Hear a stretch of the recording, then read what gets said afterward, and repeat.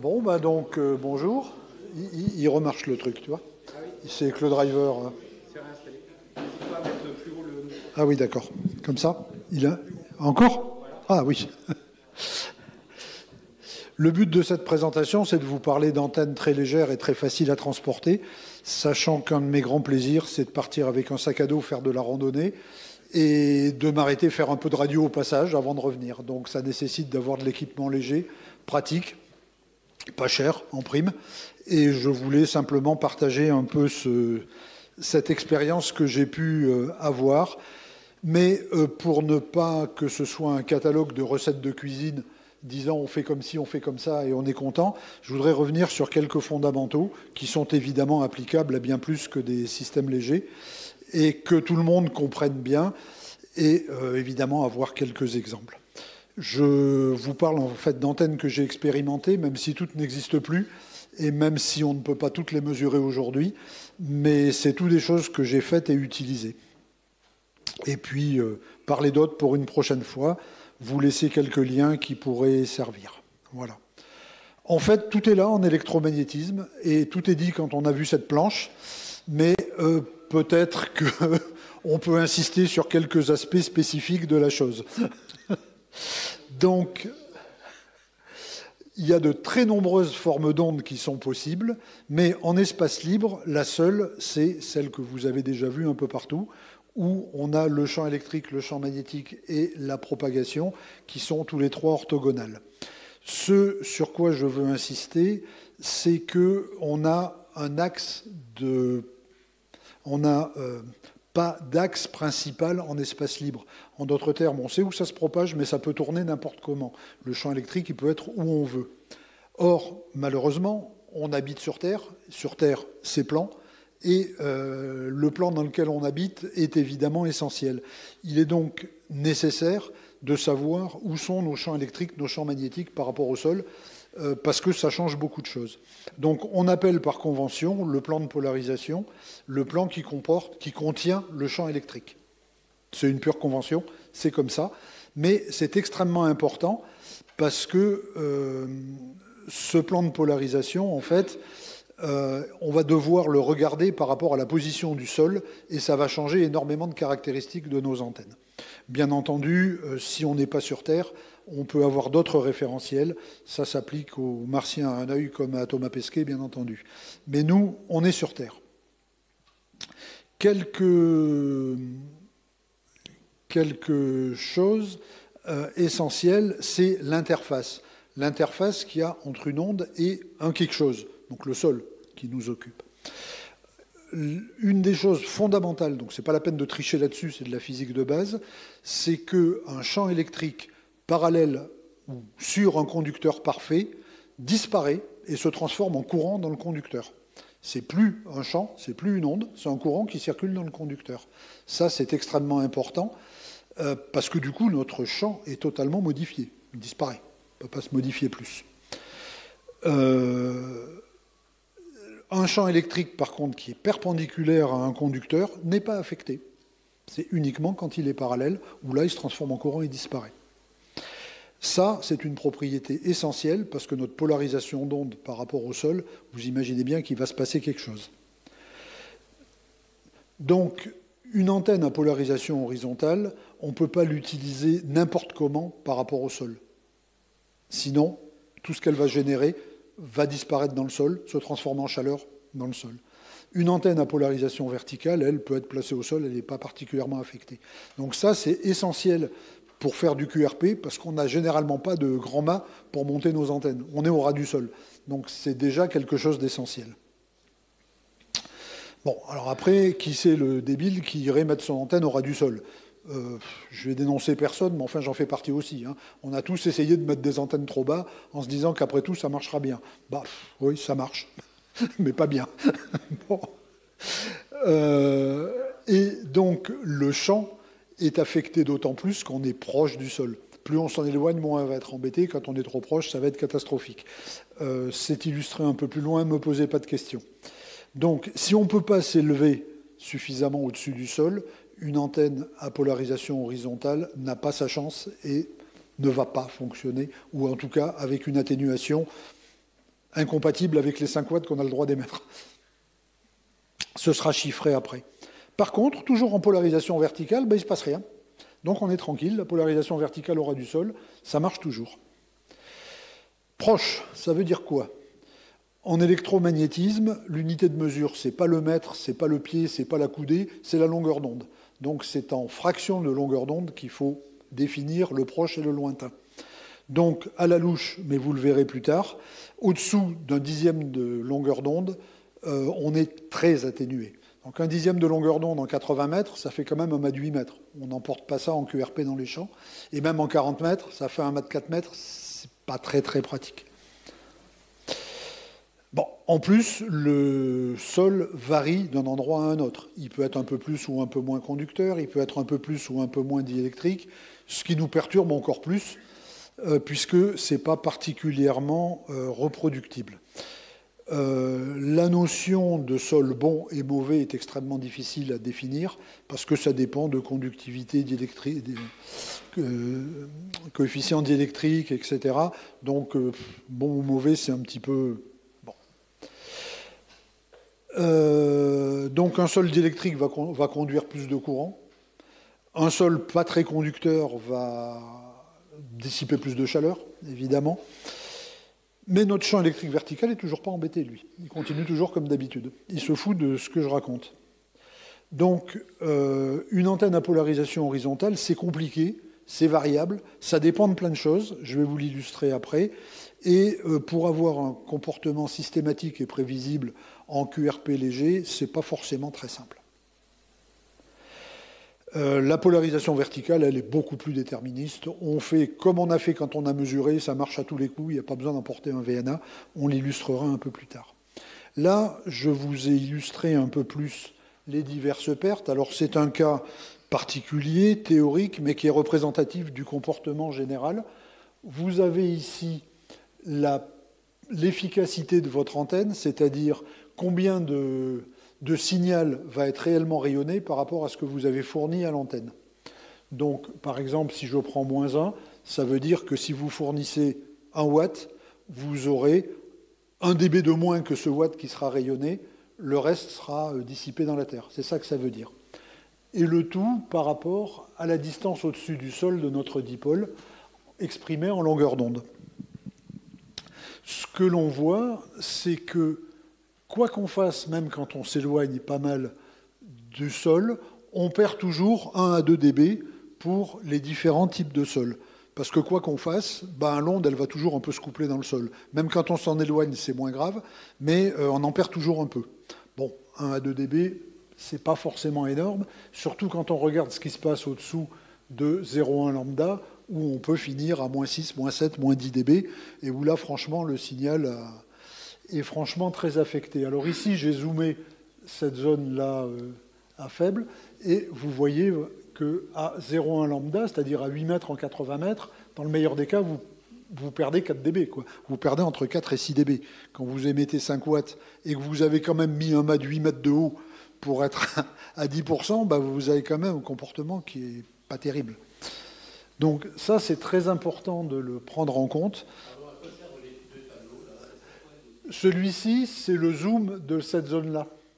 Vous voyez, je vais jusqu'à 0,25 lambda, ce qui est là. C'est juste pour zoomer la zone de... Donc d'un côté, je vous montre que vous avez une asymptote de perte qui est toujours la même quand on s'éloigne, et de l'autre côté, ce qui se passe quand on est trop près du sol. Donc monter une antenne 80 mètres à 4 mètres du sol, ça fait 0,05. Vous allez perdre 7 dB, 7 à 10 dB, et vous n'y pouvez rien. Là encore, on est dans la physique. Donc les pertes peuvent être très conséquentes, évidemment. Qui plus est, ce qui n'apparaît pas sur ce tableau, l'adaptation d'impédance change. Quand vous vous rapprochez du sol, vous commencez à avoir du TOS, donc de la perte dans le câble, dans l'émetteur, etc. Donc tout se complique. Et par contre, vous avez une perte acceptable quand vous montez au-dessus de 0,3 lambda, c'est-à-dire 1 à 2 dB, mais elle est incompressible. Celle-là, vous n'y pouvez rien. Donc c'est quelque chose qu'il faut bien intégrer dans le comportement d'un dipôle horizontal. Ça, c'est incontournable. On n'a pas le choix. Si on a une polarisation inclinée, bah, la polarisation verticale n'est pas affectée, la polarisation horizontale subit ce que je viens de vous montrer, et le résultat des deux, bah, c'est qu'on va perdre de la puissance de l'onde. Qu'on n'a pas spécialement intérêt à se mettre en polarisation inclinée si on peut l'éviter, parce qu'on n'a pas grand-chose à gagner. Si on met une antenne en polarisation horizontale, ben voilà, on va être atténué, la composante verticale va être perdue. Si on est en polarisation verticale, on va perdre la composante horizontale, et si on est... on va utiliser un champ et pas l'autre. Donc la polarisation ni verticale ni horizontale n'est pas particulièrement un avantage. Dans tous les cas, on a une perte qui est liée à la même chose. Qui plus est, la polarisation inclinée nous amène généralement à capter deux polarisations qui, sur notre signal, n'a pas suivi le même trajet, donc avec des écarts temporels et donc du QSB. Tout le monde a essayé de faire du 80 mètres avec un V inversé en fin d'après-midi. On a des QSB extrêmement profonds. Repasser sur une antenne verticale, il n'y a plus de QSB. C'est l'antenne qui le crée parce qu'il capte les deux polarisations. C'est pas autre chose que l'antenne, quoi. Là, je vous ai fait une petite simulation qui va illustrer ce qui se passe avec un dipôle au-dessus du sol. Donc là, j'ai un dipôle très près du sol, 0,025 lambda. On s'aperçoit qu'on a une forte perte ici et qu'on tire franchement en l'air. Donc une perte, c'est quand même, en gros, on a 10% du signal qui va être utile, le reste va chauffer la Terre. En gros, et on ne va tirer qu'en l'air, c'est-à-dire ne pouvoir contacter que des stations très locales. Si je monte un peu mon antenne, c'est la même chose, je tire toujours en l'air, mais j'ai beaucoup moins de pertes. Regardez, j'ai moins 1,3 contre moins 4,6. J'ai gagné plus de 3 dB quand même, donc ça se voit bien.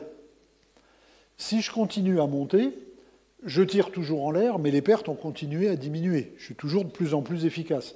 Donc ça, c'est bien. Si je continue à monter, j'ai encore moins de pertes. Donc par rapport à tout à l'heure, j'ai gagné plus de 10 dB par rapport à 0,025. Donc c'est quand même très important. Mais je tire toujours en l'air, je fais toujours que du local. 0,15, je fais toujours que du local avec encore moins de pertes. Et à partir d'un quart d'onde, le diagramme commence à se vautrer. Et notamment, vous voyez, à 45 degrés, j'ai pas mal de signal. Et à 45 degrés, je commence à parler de moyenne distance. Je suis plus sur de la courte distance, là. Donc là, mon antenne devient nettement plus ouverte, moyenne distance. À 0,35, ça continue à se coucher. Donc je vais de plus en plus vers le DX. Je n'ai pas trop perdu vers le local. Par contre, à une demi-longueur d'onde, j'ai plus beaucoup de propagation locale. Je tire plus en l'air, je tire plus... Donc les copains dans les 200 ou 300 km autour, je peux oublier. Par contre, je tire à 30 degrés sur l'horizon. Ça commence à être très bien pour faire du DX. Enfin, c'est très bien pour faire du DX. C'est toujours la même antenne. J'ai juste changé de hauteur. Si je continue à monter, là, je tire en DX, je tire en local. J'ai fait une espèce de truc qui tire partout. Si je continue à monter, ça finit avec des feuilles dans tous les coins. Et plus on monte, plus ça fait n'importe quoi. Enfin, sauf si on monte suffisamment haut pour qu'il se passe autre chose. Mais tant qu'on est à des distances de l'ordre de la longueur d'onde, il finit par se passer n'importe quoi. En conclusion, on peut faire tout ce qu'on veut avec un dipôle. Tout dépend de la hauteur à laquelle on le place au-dessus du sol. Donc, pour du local, c'est entre 0,15 et 0,25 longueur d'onde. Ça va bien tirer en l'air, bien large, sans trop de pertes. Pour de la longue distance, une demi-longueur d'onde, c'est génial. Et au-delà, si on veut faire un peu de tout, 0,75. Inutile de vous dire qu'en portable, avec votre sac à dos, ce n'est pas des solutions qui sont terribles. Et chez vous, si vous montez un dipôle horizontal, faut en tenir compte si vous voulez un minimum d'efficacité, bien sûr. Donc, tout dépend de sa capacité à maîtriser la hauteur du dipôle. Donc, effectivement, sur les bandes hautes, on peut avoir un mât de quelques mètres qui nous permettent de faire du DX ou du local selon comment on bouge notre mât. Entre 7 et 10 mégas, on peut se permettre de faire du local à peu près bien. Bon, au-dessous, c'est juste pour s'amuser, quoi. Mais on fera rien de bien avec. Bon, après, c'est hyper compliqué à déployer. Donc, utiliser ça en nomade, c'est utopique. Donc à part en 6 mètres, bon, faut pas faire ça. C'était juste pour vous faire un rappel sur ce fondamental, sur un dipôle et la hauteur par rapport au sol. Donc ça, on oublie, mais c'est une antenne de référence. Par contre, en version raccourcie, c'est sympa, on verra après. En V inversé, par contre, c'est assez sympa, parce qu'il suffit d'attacher un point central à un mât, une canne en fibre de verre par exemple, on garde toujours le même angle selon les bandes, on enroule le fil sur des dévidoirs de cerf-volant pour changer de bande, on enroule, on met une petite étiquette évidemment pour repérer la position, on fait la même chose sur les haubans pour pouvoir les dévider par bande, et puis un câble et c'est prêt. On n'a pas besoin de VNA. Mon expérience montre qu'à chaque fois que j'ai mesuré mon antenne après l'avoir montée toujours de la même manière, j'ai toujours trouvé la même chose, et c'est même pas la peine de vérifier. Soit elle marche, soit elle marche pas, c'est qu'on a cassé quelque chose, mais si elle marche, elle est bien. Si on l'a bien testée, et chaque bande a ses caractéristiques, on va le voir. Donc voilà une configuration. Alors malheureusement, je les ai démontées, celles que j'avais faites. Donc cette configuration, je l'ai recréée il y a quelques jours, mais j'avais quelque chose de tout à fait similaire. Donc, par exemple, en 80 mètres, j'ai ma longueur ici rayonnante qui est mon brin de 19 mètres 50 et un petit bout de hauban ici en noir de 4 mètres 50. Quand je passe en 40 mètres, ben voilà, j'ai enroulé un peu de rouge et déroulé un peu de noir, etc., etc., selon les bandes, en gardant toujours le même angle.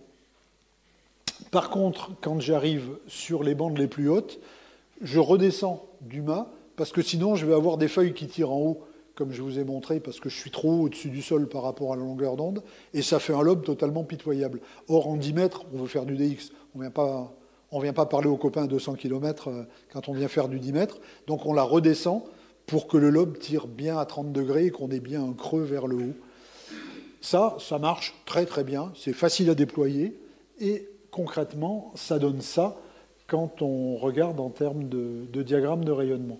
Donc, on tire en l'air avec pas trop de pertes, vous voyez, 3,45, je ne sais pas où est mon point rouge, je ne le vois plus, 3,45 dBi, on a des pertes, mais ça reste très acceptable, et on tire franchement en l'air. Quand on va en 40 mètres, on tire toujours en l'air, mais on a beaucoup moins de pertes, donc là, c'est très efficace pour faire du local. En 30 mètres, ben voilà, ça s'élargit un peu, mais là, en 20 mètres, ben, oui, c'est sympa. Et puis là, on commence réellement à parler de DX quand on est sur...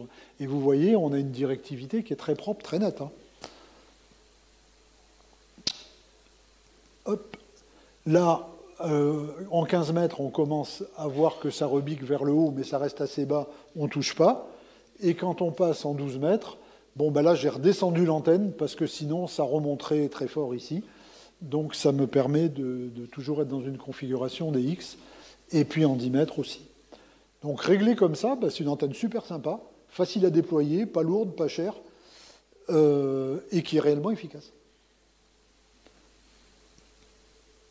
Alors, il y a quand même quelque chose d'intéressant, c'est qu'au lieu de regarder le diagramme global, comme je vous ai montré précédemment ici, ça c'est le diagramme total, polarisation verticale et polarisation horizontale, quand on regarde le vertical et l'horizontal, on s'aperçoit qu'ils n'ont pas du tout la même directivité, ils ne regardent pas du tout sur le même axe, ils font tout autre chose. Vous imaginez que quand vous avez un signal qui arrive en biais, comme ceci, pas dans un sens ni dans l'autre, il capte aussi bien la polarisation verticale que la polarisation horizontale, qui ont suivi des trajets différents, qui ont donc des temps de retard différents. Donc là, vous avez des creux de QSB à 20 ou 30 dB régulièrement, toutes les quelques secondes, ce qui est le point faible de cette antenne. Alors c'est surtout vrai en 40 mètres ou en 80 mètres. Après, en 20 mètres ou autre, ça se produit beaucoup moins, parce que la propagation est comme ça.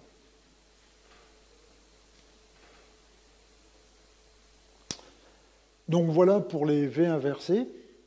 Après, on se dit, après tout, et ça va rejoindre ce qu'a présenté François tout à l'heure, le dipôle, plutôt que de le mettre en V inversé, si je le mettais en L, mais pas en L comme l'a fait François en mettant la barre en haut, moi je la mets en bas. Donc la configuration, donc le point central est attaché au bas de la canne en fibre de verre. J'ai un brin qui monte à la verticale, un autre qui part à angle droit à l'horizontale. Et toujours pareil, avec des dévidoirs à cerf-volant, on repère chaque bande et on passe très vite d'une bande à l'autre sans trop s'embêter. Et c'est vite prêt.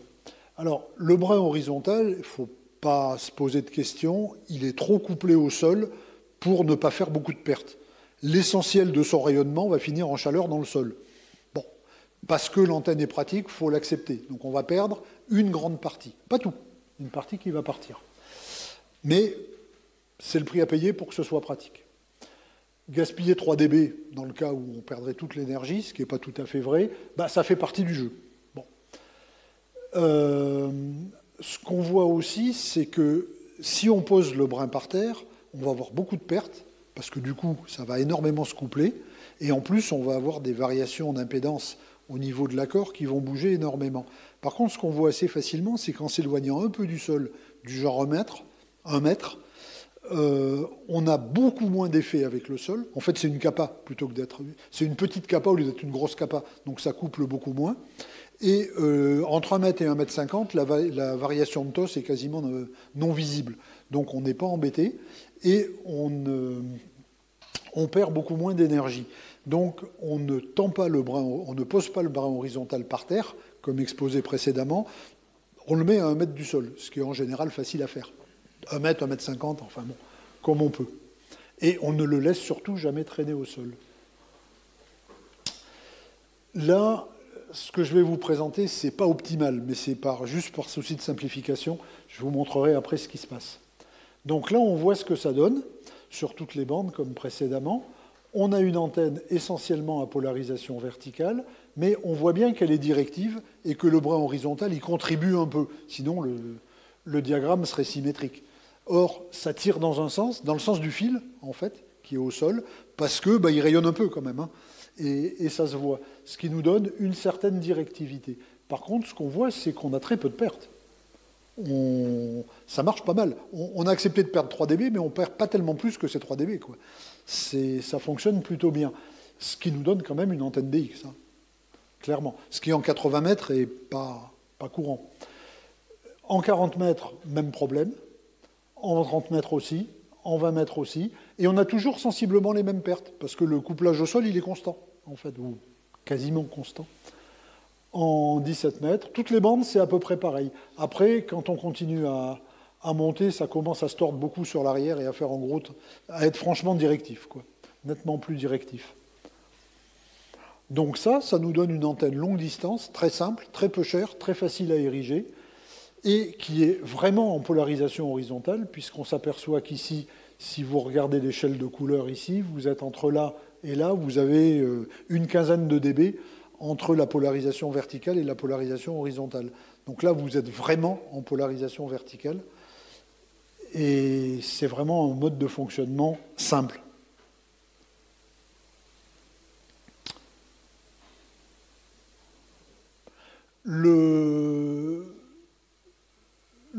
L'accord que l'on a nous donne un TOS de 1,4. Bon, c'est juste la théorie, c'est juste normal. Donc il ne faut pas s'inquiéter. Et faut-il mettre une boîte d'accord? Oui, d'accord. On peut peut-être plutôt accorder l'antenne un peu mieux, non pas avec une boîte d'accord, mais avec un cerveau. Pas le mien, celui de M. John Cross, qui vous explique dans la référence citée comment faire. Alors, sa démonstration nécessite de l'expérience dans la manipulation de modélisation d'antenne. Je vous décourage, mais l'équation finale se manipule très bien avec une simple calculette. Et là, vous pouvez aller directement au résultat. Vous verrez, ça marche à tous les coups, hein. Vous faites comme dans l'équation et votre antenne, vous la mesurerez comme ça. Il n'y a pas de souci. Donc, qu'est-ce que nous explique ce monsieur? C'est qu'on peut augmenter la résistance de rayonnement d'un dipôle en se décalant par rapport au centre. L'impédance la plus basse, c'est quand on est au centre, et plus on va vers le bout, plus elle remonte. Donc, quand on a, comme ici, une impédance trop basse, parce qu'on est bien centré, eh bien, décentrons-nous joyeusement, de telle manière à nous ramener à 50 ohms. Et faisons une antenne carrément dissymétrique. C'est pas gênant. Et comme on veut rentrer, enfin comme je voulais rentrer sur ma canne à pêche de 11 mètres 50, on va faire en sorte qu'on ait le plus de longueur faire rentrer le plus de fils possible sur la canne de 11 mètres 50.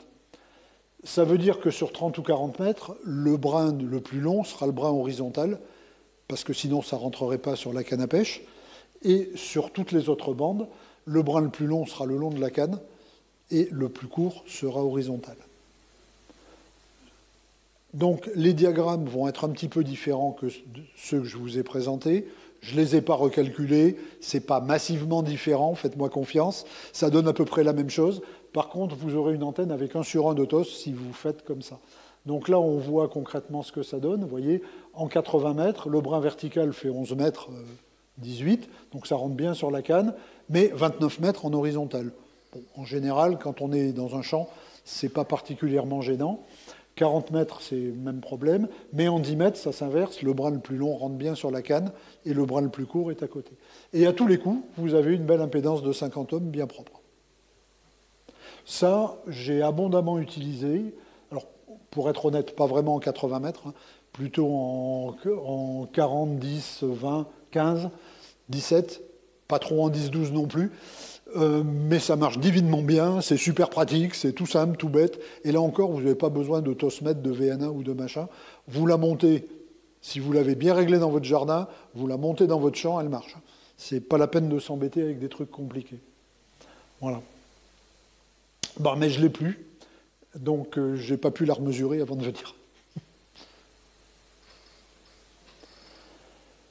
Après, peut-on raccourcir un dipôle? Bon, on en a parlé un petit peu précédemment, dans la présentation précédente. Et c'est bien connu, il suffit de placer une inductance au bon endroit. Donc si on place l'inductance au maximum de courant, c'est-à-dire au centre ou à la base selon, on va avoir une petite inductance qui va donner un effet maximum. Donc c'est très bien, on va pouvoir faire un fort raccourcissement avec une petite inductance, mais ce qui va être gênant, c'est qu'on va réduire le courant dans le brin rayonnant, et donc le champ émis. Donc on perd de l'efficacité. On n'a pas forcément intérêt à se mettre là. Si on la met au minimum de courant en bout, comme il n'y a pas de courant, il faut une inductance infinie pour avoir un effet, et l'inductance infinie ne rentre pas trop dans mon sac à dos.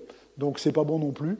Il faut se mettre quelque part au milieu, suffisamment loin du centre pour qu'il y ait les courants les plus grands qui circulent, mais suffisamment près pour effectivement avoir une taille raisonnable et une inductance raisonnable.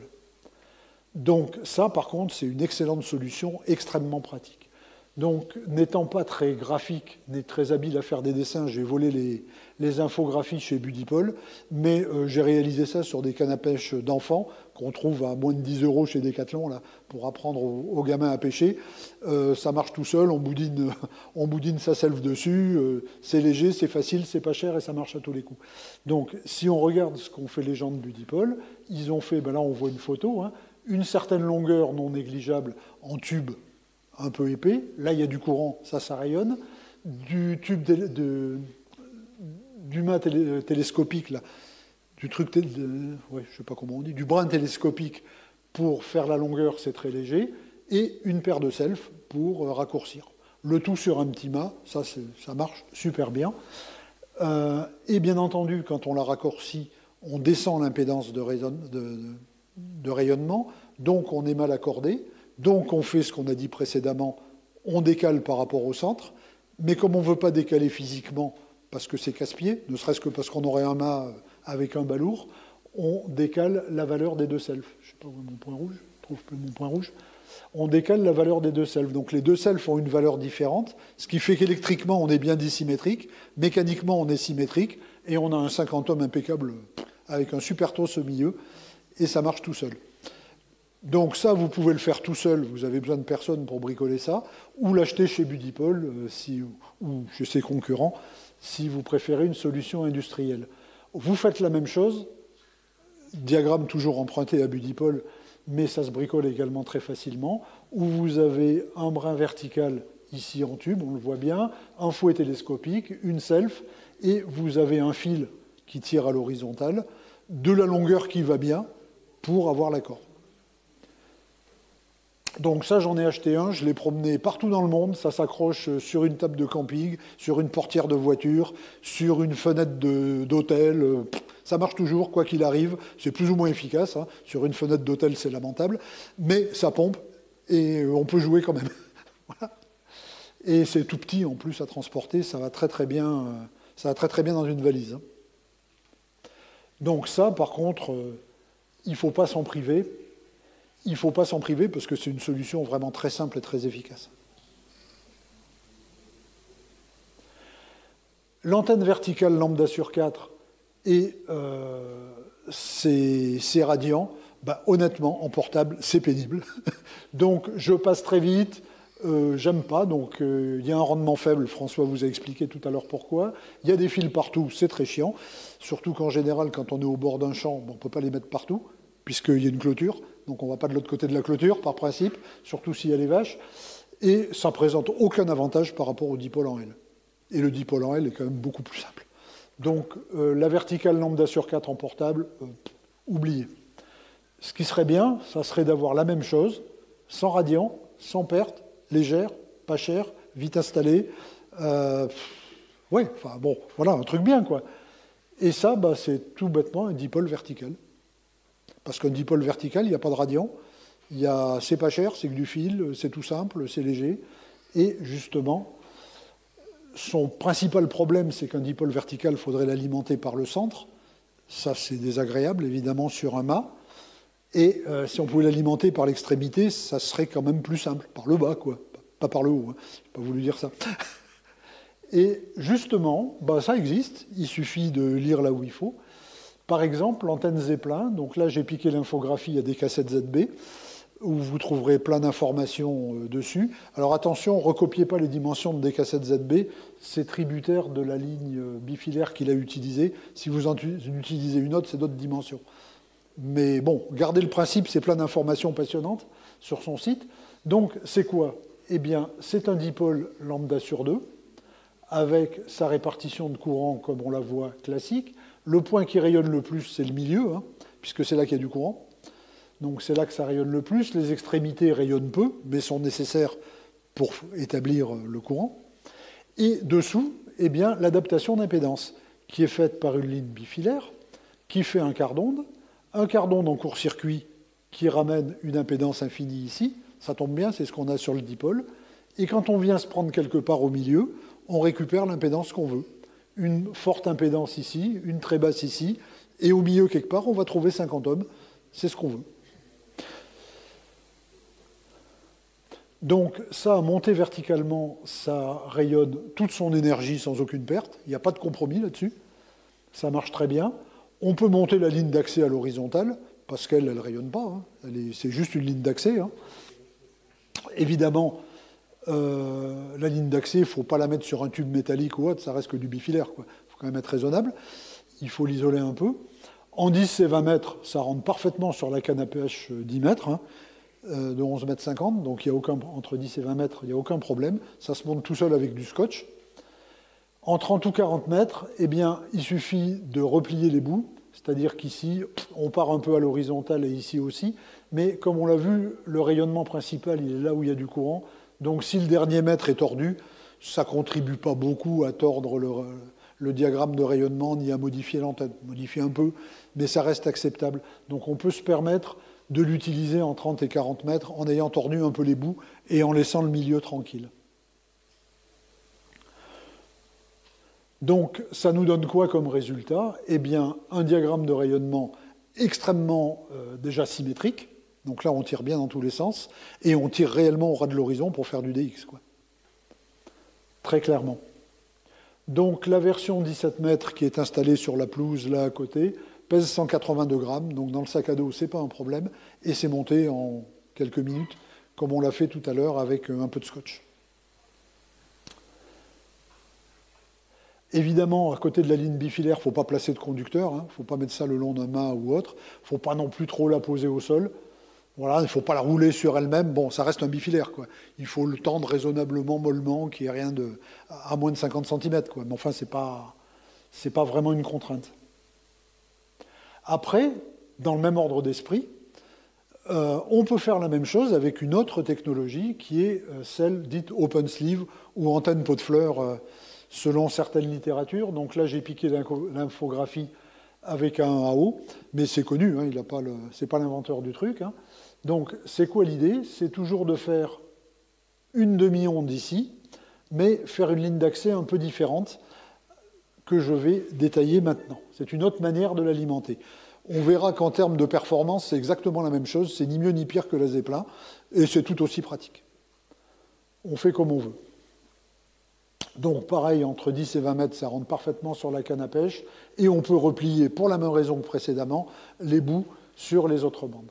Alors je voudrais vous expliquer un peu comment ça marche, parce que c'est assez intéressant sur le plan culture générale.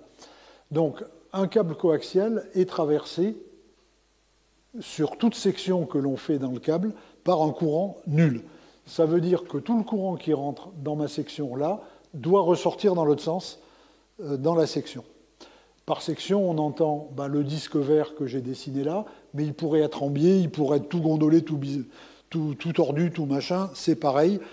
Dans tous les cas, tout ce qui rentre d'un côté doit ressortir de l'autre, le total doit être nul. Et ça, c'est pareil, c'est toujours notre ami Maxwell qui l'impose. C'est la première équation là, dite d'Ampère qui l'impose. Donc c'est un fondamental, on ne le changera pas. C'est le premier point à garder en mémoire. Le deuxième point, les mêmes équations de Maxwell nous expliquent aussi que les courants RF ne se déplacent qu'en surface. Sur un conducteur parfait, c'est parfaitement la surface. Sur un conducteur réel, on a une certaine pénétration et une atténuation ensuite. Donc, dans du cuivre argenté, comme sont faits nos câbles, c'est une quinzaine de microns au maximum sur nos bandes basses, quoi. Ça s'enfonce assez peu. Ce qui fait que, et le premier qui rigole, je me fâche, le cuivre argenté qui est ici est un parfait isolant entre l'intérieur et l'extérieur du câble. Le cuivre argenté est un isolant dans notre cas. Et oui, c'est comme ça. Et il n'y a donc strictement aucun courant à l'extérieur du câble. C'est ça, un câble coaxial blindé. Oui, sauf que ce n'est pas une propriété intrinsèque comme on va le voir. Donc une âme qui conduit un courant, une gaine interne qui ramène le même courant dans l'autre sens, et une gaine externe qui est complètement un isolant. Bon. Maintenant, qu'est-ce qui se passe si j'interromps la gaine quelque part au milieu et que je continue sans la gaine? Eh bien, à l'intérieur ici du câble, je ne trouve jamais mon point rouge, je ne sais pas où il est, enfin c'est pas grave. À l'intérieur du câble, il va se passer exactement ce que je viens de dire, il n'y a pas de raison. Le long du brin qui est laissé libre, notre courant va se propager jusqu'à ce qu'il arrive au bout, qu'il n'y ait plus de conducteur et qu'il n'y ait plus de courant. Ça, c'est normal, comme dans tout fil. Et au milieu, pour que le courant ici revienne, il faut bien qu'il vienne de quelque part. Et donc, il vient de l'extérieur. Il tourne de l'extérieur. Du coup, mon câble, il est toujours coaxial, mais il n'est plus blindé. Largement pas, puisque la gaine extérieure devient totalement conductrice, totalement rayonnante, et de manière très intéressante, avec un courant dans le même sens que le brin qu'on a dénudé. En d'autres termes, son rayonnement, le rayonnement de la gaine externe, va s'ajouter au rayonnement du brin laissé libre. C'est exactement un dipôle. C'est exactement ce qu'on fait avec un dipôle. On a réussi. Et on a exactement ce qu'on voulait. Alors, petit problème quand même, c'est que notre gaine ici, je ne trouve toujours pas mon point rouge, notre gaine ici, il va falloir l'interrompre d'une manière ou d'une autre pour s'assurer que le courant extérieur, il ne va pas se balader où on ne veut pas. Il faut qu'il s'arrête au quart d'onde, sinon ça ne marche plus. Pour qu'il s'arrête au quart d'onde, on va placer par exemple un circuit bouchon, un LC parallèle au milieu de la gaine. Donc vous faites ça, donc ça arrête le courant sur la gaine externe, mais ça ne change rien à l'intérieur du câble.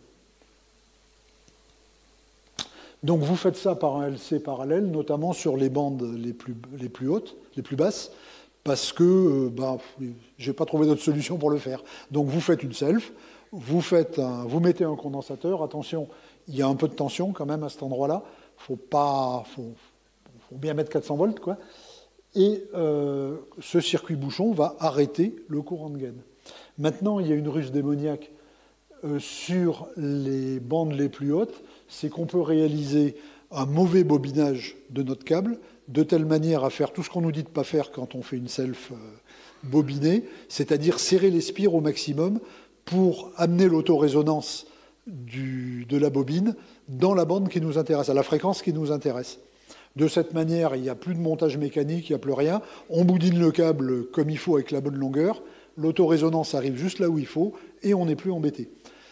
Et qui plus est, quand on fait de l'aspire très jointive comme ça, on a un mauvais coefficient de qualité sur les bobines, ce qui est exactement ce qu'on veut, parce que si c'était très sélectif, ce serait irréglable. On veut un mauvais coefficient de qualité, et tant pis si on perd un peu d'impédance, on n'en a pas besoin de tant que ça finalement.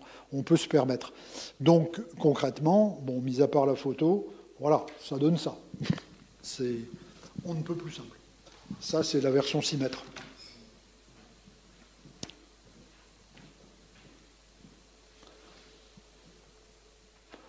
Voilà pour cette antenne qui est extrêmement simple, extrêmement facile à mettre en œuvre sur n'importe quelle bande. Eric a amené une version 2 mètres ici, qu'on ne voit pas trop parce qu'il y a des sous-tubes, mais c'est exactement le même principe. On peut faire ça à toute fréquence, hein, sans problème. J'ai piqué une photo également sur un site, c'est pas la photo de mes antennes, mais enfin bon, j'en ai fait aussi. La fameuse boucle magnétique accordée par un CV. Donc, vous connaissez, il y a des tas d'articles, vous irez les voir. C'est vachement bien dans tous les cas, c'est efficace, ça, autant en DX qu'à courte distance, ça fait de la polarisation horizontale, verticale, ça tire en l'air, ça tire à plat. S'il y a une opportunité, ça va l'attraper.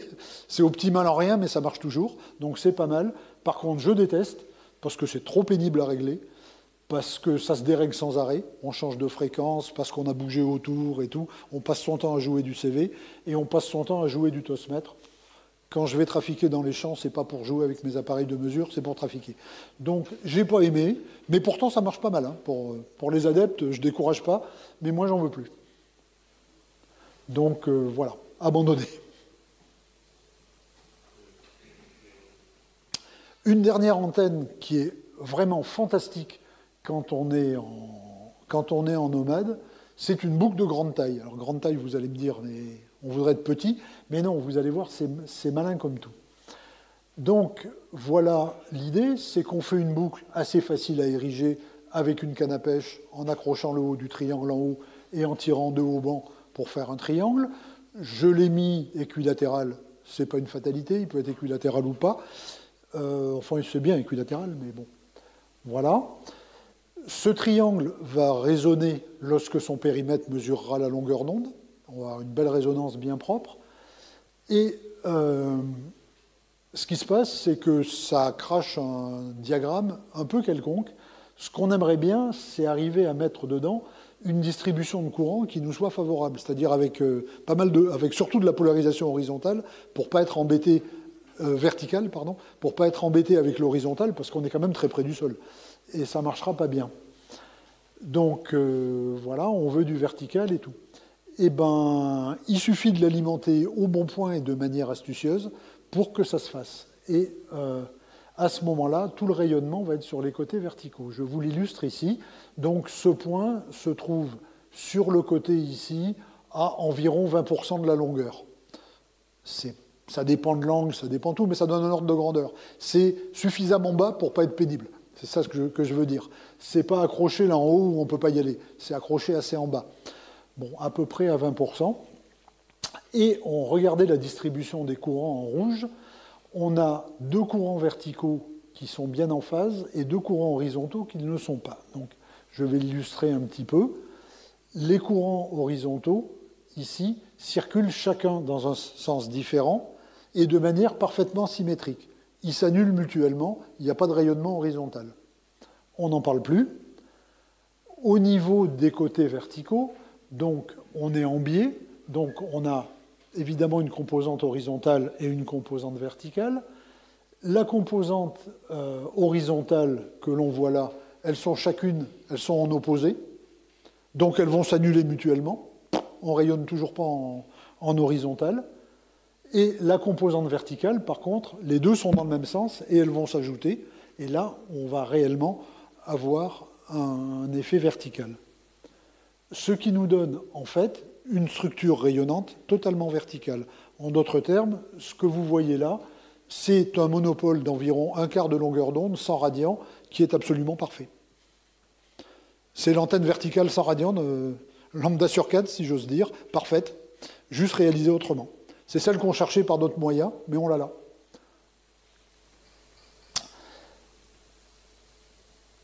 Donc, chaque bande a ses caractéristiques. Donc, j'ai recommencé mes petits diagrammes. Je ne l'ai jamais utilisé en 80 mètres. Hein, donc j'ai pas... Par contre, en 40 mètres, je m'en suis servi. Ça marche très, très bien. Donc, alors quand même, par rapport au monopôle vertical, on a une directivité. Hein. Il y a quand même un sens du cadre qui fait que ce n'est pas omnidirectionnel. Hein. Bon. Mais on a un beau lobe avec une belle directivité qui tire bas sur l'horizon et qui est résolument longue distance, avec un très bon rendement, parce que ça marche très bien. En 30 mètres tout autant, en 20 mètres tout autant, en 17, en 15, en 12, en 10, c'est impeccable tout le temps. Ce qu'on voit aussi quand on regarde les deux polarisations, polarisation horizontale à gauche et verticale à droite, il n'y a pas de polarisation horizontale. Elle est 20 dB plus bas que la verticale. Donc on a vraiment une antenne en polarisation verticale. On a une impédance de 120 ohms à la résonance. Le problème est connu, toutes les quads font ça, et vous trouverez facilement le ballon de rapport 2 qui vous permet de vous ramener à un TOS acceptable. Ça existe commercialement, vous pouvez le fabriquer vous-même, vous trouverez des publications. Ce n'est pas un problème nouveau. Et j'ai adoré utiliser cette antenne parce que c'est vraiment super, génial, pratique, et ça marche vraiment très très bien. Donc, la constitution, voilà, c'est tout simple. Hein. Au début, je l'accroche assez haut, à 8 mètres de haut, et quand on monte en fréquence, je l'accroche plutôt à 6 mètres. Je suis obligé, évidemment, de tricher sur les angles, sur les bandes sur les plus grands périmètres, sur les plus grandes longueurs d'onde. Sinon, le mât télescopique ne fait pas le travail, mais ce n'est pas particulièrement gênant. Et dès que possible, je me ramène à 60 degrés, qui est quand même une configuration qui va bien. Et vous voyez, les prises ne sont pas très très hauts. Le point d'accès n'est pas très très haut par rapport au sol. Donc, bon, voilà, on peut tendre le bras, quoi. Hein. C'est assez pratique pour aller brancher le câble. Voilà, sur cette antenne-là, qui est une de mes favorites. Hein. Ça marche très très bien. Quelques conseils quand même. Si vous utilisez ces antennes toujours dans la même configuration, toujours de la même manière, vous n'êtes pas du tout obligé d'emporter des appareils de mesure. Ça marche à tous les coups d'une manière reproductible et systématique. Vous branchez, vous trafiquez, vous démontez, vous rentrez chez vous, c'est tout. Le seul travail d'ajustement, c'est la première fois. Là, vous réglez, vous coupez, vous remettez, mais vous ne le faites qu'une fois. Vous n'avez jamais à vous poser la question, est-ce que ça va marcher ou est-ce que ça ne va pas marcher? Ça, c'est vraiment très appréciable. On va trafiquer, on ne va pas jouer avec son VNA, quoi. Toujours utiliser un ballon, parce que vous n'êtes jamais sûr que vous n'allez pas vous récupérer des courants de gaine dans votre coaxial, qui va vous donner un comportement imprévisible, vous pourrir votre journée de QRP et votre journée dans les champs. Donc mettez un ballon, même si vous ne savez pas pourquoi. Vous verrez, il y a plein de problèmes qui n'existeront pas, et c'est beaucoup mieux comme ça. Bon, les ballons que l'on trouve dans le commerce sont toujours trop gros et trop lourds, parce qu'ils sont toujours faits pour toutes les bandes. Vous n'allez pas faire du 160 mètres dans les champs. Et ils sont toujours faits pour toutes les puissances, ils sont toujours dimensionnés à 4 ou 500 watts pour pouvoir couvrir à peu près toutes les applications. C'est trop gros, c'est trop lourd pour mon sac à dos, donc faites-le vous-même. Hein. Un peu de ferrite et un peu de câble. Bon. Les photos ne sont pas représentatives parce que je les ai tirées en vrac sur Internet, mais voilà les deux technologies de base, hein, les perles enfilées sur un coaxial ou le bobinage sur un tore, mais vous pouvez faire ça très petit. Le but, quand vous calculez votre empilage de matériaux magnétiques, c'est d'avoir à peu près 200 ohms à 7 mégas. Ça suffit. Et le tout sans puissance, évidemment, enfin avec 5 watts, quoi. Dimensionnez-le à 30 et puis ça ira très bien. Et puis repérez votre site avant de partir, parce que bon, les sites boueux et autres, ça pourrit bien la vie, ça m'est déjà arrivé.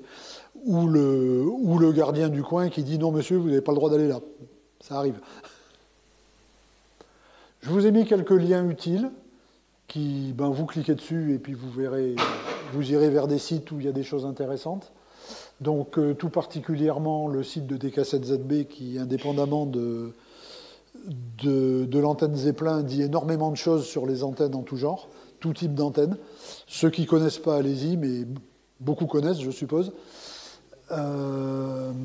Pardon DXWire aussi, qui est un Allemand qui vend toutes sortes de petites quincailleries pour antennes, et des petits isolateurs, des petits bouchons, des petits machins, des petits trucs. C'est tout des trucs à 2 balles, mais super pratiques. Et c'est très très bien. Voilà. Et ensuite, des sites d'OpenSleeve qui vous permettent de, notamment avec des calculateurs en ligne, qui vous permettent de calculer. Ça marche très très bien. Voilà ce que je voulais dire. Des questions peut-être?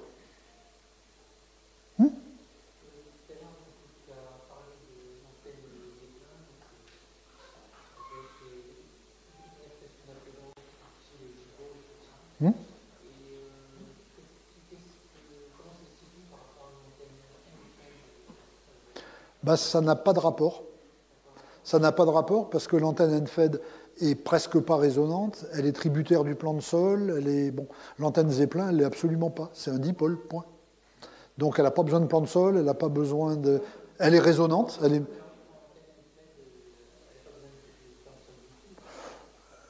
elle en dépend, même si physiquement il n'y est pas vraiment.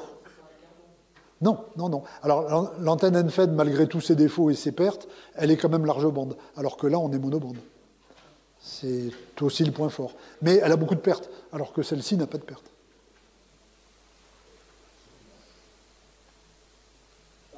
Sur les antennes boucle triangle, ouais. Sur les bandes basses, 80-40, ça ne peut pas être des angles élevés comme tu l'as noté. Donc non, il faut... Tu as tendance à faire des triangles qui s'aplatissent. Oui. 30 degrés. Ouais. Ça doit avoir un impact sur l'efficacité de l'antenne, parce qu'on tend à... On a plus d'horizontale qui ne sert à rien et moins de verticale qui est utile, tout à fait. On a plus de pertes, mais on n'a pas la place. Oui, c'est exact. Elle est moins efficace en 7 mégas, hein, encore en 80 mètres, je ne l'ai jamais faite. Hein. Elle est moins efficace en 7 mégas qu'elle ne l'est en 14, on est d'accord. Parce que justement, il y a moins de verticale. Et c'est le vertical qu'on cherche. Et du coup, ça doit prendre de la place pas mal en... Bah, tu l'as là, hein, tu vois le côté horizontal en 7 mégas, il fait 20 mètres 50. Mais quand tu es au bord d'un champ avec une clôture à vache, tu as tes 20 mètres. Quoi. Pas particulièrement gênant. Hein. En général, tu les as tes 20 mètres. Quand tu es dans la campagne, ça ne te manque pas. Et c'est pas plus simple de mettre un L avec horizontal? Ah bah c'est une alternative, oui, oui. C'est une alternative, c'est pas la même antenne. L'antenne en L est très très bien pour faire ça, oui, bien sûr. Mais c'est pas la même chose, c'est une autre antenne. Mais l'antenne en L, oui, est très bien. Pour une Zeppelin, pour trouver la bonne longueur de la ligne bifilaire, il faut mesurer le coefficient de vélocité ou, Eh bien, c'est assez simple à réaliser, en fait. J'y arrive. C'est assez simple à réaliser. Tu prends la ligne bifilaire, ici, tu la coupes à une longueur prévisible, tu fais ton court-circuit en bas et tu mesures l'impédance ici. Normalement, tu as taillé trop long, hein, évidemment, et tu vois à quel moment la phase s'inverse. C'est la résonance. Quand la phase part dans l'autre sens, ça doit être trop haut, et tu raccourcis jusqu'à ce que la phase s'inverse à la fréquence que tu veux. Là, tu es taillé pile poil, indépendamment des coefficients de vélocité ou autre. Tu as réellement le quart d'onde électrique de ton câble. Donc là, tu es sûr qu'elle est au lambda sur 4. Ensuite, ceci, c'est lambda sur 4 moins 5%. Alors pourquoi moins 5%? C'est parce que, alors ça serait lambda sur 4 si tu utilisais du fil nu. Ça marche très bien, mais tu utilises du fil isolé et le diélectrique autour te modifie la vitesse de propagation autour du câble. Et donc, en gros, sur les câbles habituels, tu perds quelque chose comme 5%. Donc tu calcules ton quart d'onde, tu enlèves 5% et tu es bon. Et ensuite, tu branches, c'est bon. Hein. Et donc la version de face, vous mesurez les deux côtés. Non, non, non. Tu mets ton court-circuit ici et tu mesures l'impédance ici. Tu vas trouver quelque chose, une valeur très haute, puisque tu n'es quand même pas très loin du point à haute impédance, mais ce que tu regardes, ce n'est pas l'impédance, c'est la phase. Donc la phase, quand tu es trop courte, elle va être capacitive, et quand tu es trop long, elle va être inductive. Ce qui t'intéresse, c'est le point où tu passes à zéro. C'est ça ta résonance. Et donc, tu coupes pour être là à la fréquence qui t'intéresse. Et là, tu seras parfaitement taillé en quart d'onde, indépendamment du coefficient de vélocité, où tu auras le quart d'onde électrique que tu cherches. Donc là, tu es bon. Et ensuite, ben, tu cherches le point ici, 50 ohms, mais là, il suffit de monter ou descendre. Donc l'astuce habituelle, ben, c'est de tatouiller et de merdouiller. Quand tu l'as trouvé, tu l'as repéré, tu tailles un autre câble, tu mets à la bonne dimension, ça marche. Et sur ce câble-là que tu as cochonné, puisque tu as découpé des bouts de plastique dans tous les sens, eh ben, tu fais une bande supérieure qui est plus courte, ce qui fait que tu continues sans gaspiller de câble. C'est... Non, pas énormément. Pas énormément. C'est très sensible si tu es au ras d'un mur avec des barres en ferraillage dans ton mur. Quand tu es dans un champ, quand tu es même avec des arbres à côté, c'est assez peu sensible. Alors on pourrait dire la même... C'est VHF. Si tu fais ça en VHF, oui, voilà, là j'en parle pas. C'est la même chose sur ces antennes-là. Elles sont très peu sensibles. Mais attention, si tu mets quelque chose du côté de la bobine, tu casses tout de suite parce que c'est un point à très haute impédance. Donc dès que tu approches un peu, bah tout de suite tu casses tout. Mais si tu as quelque chose à 50 cm, tu ne sens plus rien. Donc non, c'est pas sensible en prenant des précautions élémentaires.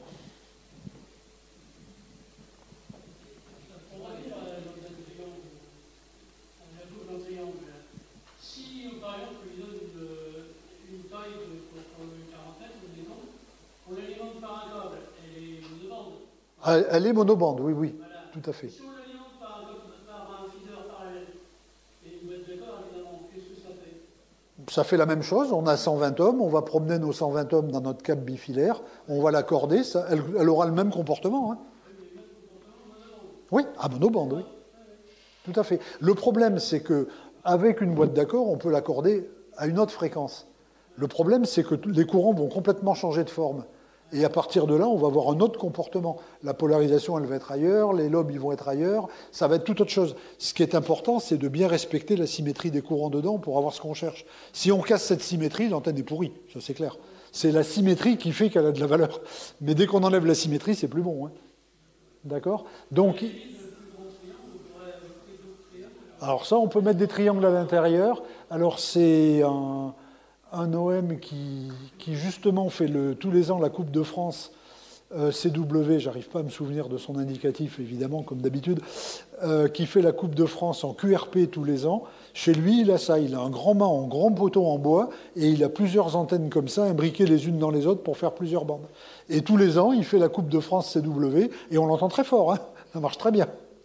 Mais elles sont pas en parallèle, ils switchent, mais elles sont toutes montées sur le même mât. Alors, elles ne sont pas en parallèle, évidemment, absolument. Elles sont commutées. En fait, c'est une quad avec un seul cadre, quoi. Oui, c'est une quad avec un seul cadre, mais en triangle. Parce que quand on fait une quad carrée, on ne sait pas la monter facilement sur une canne, quoi. Il faut une installation différente. C'est une quad en triangle, de telle manière à ce qu'elle soit pratique à monter. Et la condition pour que ça marche, c'est d'équilibrer les courants, comme je vous ai montré.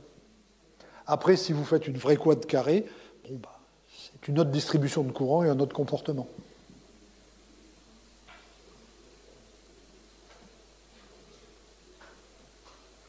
L'antenne américaine, enfin californienne, en L, qu'on peut orienter horizontale, en L. J'ai jamais essayé. T'as jamais essayé? Non, j'ai jamais essayé, je ne sais pas. J'ai jamais essayé, mais voilà. Oui, un retour d'expérience. On en parle beaucoup, mais non, je ne sais pas en parler de celle-là. Ah ben les petites selfs horizontales, la Budipole, j'ai ça, hein, ça marche parfaitement bien. Ça, c'est très très bien. Alors le Budipole lui-même, c'est quand même un peu trop gros et lourd. Je l'ai aussi, mais c'est un peu gros et lourd quand on n'a pas la voiture. Mais le Budistick, honnêtement, ça tient dans moins que la sacoche qui est là. Ça pèse 2 kilos, ça fait toutes les bandes, c'est monté en 5 minutes, et à tous les coups, ça marche, quoi. C'est vraiment le truc génial, hein, ça. Et avec la pince, ben voilà, on se pince sur une table de camping, on tire le fil à hauteur de ventre et on trafique tout de suite. Hein. Donc l'antenne en L raccourcie, telle que je l'ai montré, qu'elle vienne de chez Budipole ou qu'on la bricole soi-même, c'est génial comme truc. C'est vraiment le couteau suisse. Hein.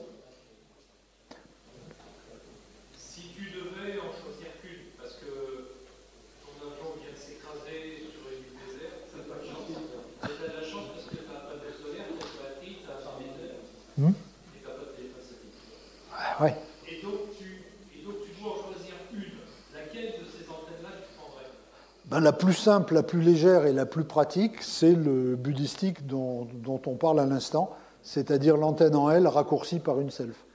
Ça, c'est tout petit, tout léger, ça marche toujours. Bon, c'est pas forcément la plus efficace, mais elle est toujours efficace, elle est toujours pratique, elle est toujours simple. Ah oui, ça c'est celle-là. Mais j'ai fait des tas de voyages professionnels avec ça dans ma valise, et puis je l'ai mise sur une portière de voiture le soir, je l'ai mise sur une chambre d'hôtel. On accroche ça à la fenêtre, on laisse pendouiller le fil en bas. Bon, ça pompe toujours. Bon, c'est dégueulasse, d'accord, mais ça pompe toujours. On se met sur une table de camping, sur une aire d'autoroute. Bon, ça marche toujours. Voilà, c'est vraiment très simple. Et il y a 2 kilos d'antenne à porter, quoi. La Budipol officielle de Béziers, J'en sais rien. Les miennes, je les ai achetées il y a plus de 10 ans. C'était pas cher, mais je crois qu'ils ont compris qu'il y avait des demandeurs et je crois que c'est devenu quand même assez cher. Mais honnêtement, j'ai pas regardé le prix depuis très très longtemps. Je sais pas. Mais après, vous pouvez vous la faire. Hein. Acheter du tube, acheter des cannes télescopiques et boudiner du fil, c'est à la portée de n'importe qui. Hein. Il y a une belle réalisation chez Budipol, mais bon, si vous aimez bricoler, ça va très bien. Hein. pour les bringues à pivot, je me suis acheté une canne à pêche Décathlon de 16 mètres, mais bon, je l'ai encore jamais essayé. Parce que le haut, il est quand même très flexible. Oui. C'est pas trop gênant? Quand on fait un truc vertical, comme l'antenne Zeppelin, non. La canne, elle se tient toute seule. Si on veut faire une antenne en V ou dipôle, non, c'est beaucoup trop mou. Et là, c'est inutilisable en réalité. C'est pour ça que sur ma canne 11,50 mètres, je ne vais pas plus haut que 8 mètres. Parce qu'à 8 mètres, elle reste encore raisonnablement rigide. Au-delà, c'est tout mou, ça ne va pas. Mais quand il s'agit de monter un fil, tu vas sur la pelouse, là derrière, j'ai mis la 17 mètres là, pour le récepteur de Dominique, là, tu vas voir, ça tient tout seul. Hein. Donc j'ai mis un trépied métallique parce qu'on est sur une pelouse et qu'on n'allait pas faire des trous dans la pelouse de l'université. On se serait fait gronder par François. Mais quand on est dans un champ, on se trouve une clôture à vache et on met 200 d'eau sur le piquet de la clôture. Hein. C'est aussi simple que ça. Bah, va voir, hein, elle est montée là. Hein. Tu vas voir, c'est tout simple. Et donc, elles viennent de chez DXWire. Si ça vous intéresse, regardez son site. Enfin, je n'ai pas d'action chez lui. Hein, mais ce que je peux dire, c'est que l'antenne qui est là, enfin la canne qui est là, ça fait plus de 10 ans que je m'en sers. Elle a un temps d'utilisation énorme. Et mis à part le bouchon de dessus qui a fini par se craqueler, il n'y a rien qu'à bouger. Elle est toujours aussi bien qu'avant. C'est de la belle qualité. Hein. Spider-Bee fait aussi des mâts télescopiques qui sont vraiment très bien. Mais qui sont très hauts, qui ne sont pas très adaptés aux petites balades. C'est plus pour du fixe. Mais oui, c'est du très haut, très lourd, oui.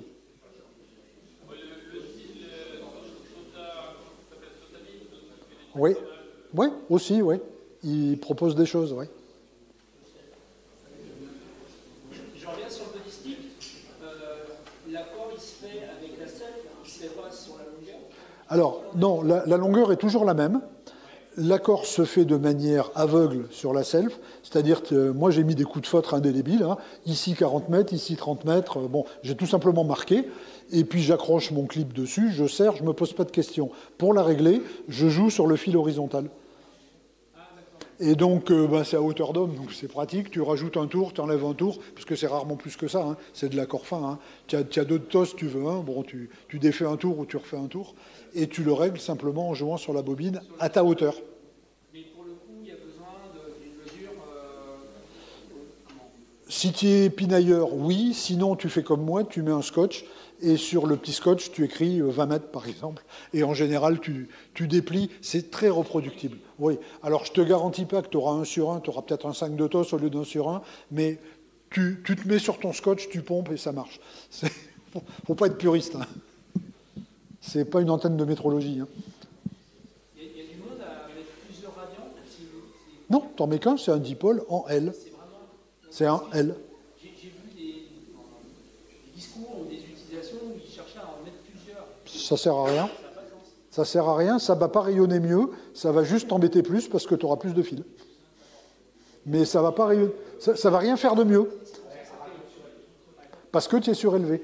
Donc, alors si, ça va faire une chose quand même, si tu mets 4 radians bien, ou 3 bien disposés, c'est qu'au lieu d'avoir un spectre qui tire dans le sens du fil, tu vas avoir quelque chose de plus homogène. Si ça t'intéresse, effectivement, ça vaut la peine.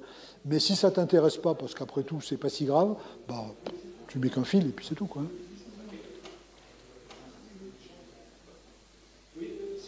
Oui.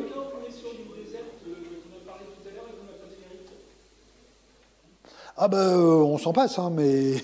Donc, ce qu'on a besoin, c'est d'avoir une inductance sur le câble pour couper les courants de gaine. Donc, si on a de la ferrite, ben, on fait soit les noyaux, comme je vous ai montré, soit on bobine sur un tore. Sinon, ben, on bobine le câble autant qu'on peut sur lui-même. Hein. Ça fait une self. Ça fait ce que ça peut, c'est moins efficace, mais c'est déjà ça, quoi. Après, tout ce qu'on a comme câble, on l'enroule sur lui-même pour faire de l'inductance. Hein. Le ballon comme ça, série, c'est rien d'autre qu'une inductance série qui vient se mettre par rapport au 50 ohms du récepteur ou de l'émetteur. Et donc, ça fait un diviseur Z. Z1 sur Z1 plus Z2, quoi. Hein. Tout simple. Donc, il faut en mettre suffisamment en série pour avoir une atténuation. Si on ne peut pas en mettre suffisamment, on en met autant qu'un peu. Autant qu'on arrive à en mettre, et puis c'est tout, quoi. Là encore, il ne faut pas être puriste. Hein. On n'est pas dans un labo, on est dans un champ. Hein. Je vous promets, je vais l'inviter l'année prochaine encore. Comme ça, vous pourrez poser plus de questions, mais là, il va falloir qu'on passe à la suivante. Merci Alain.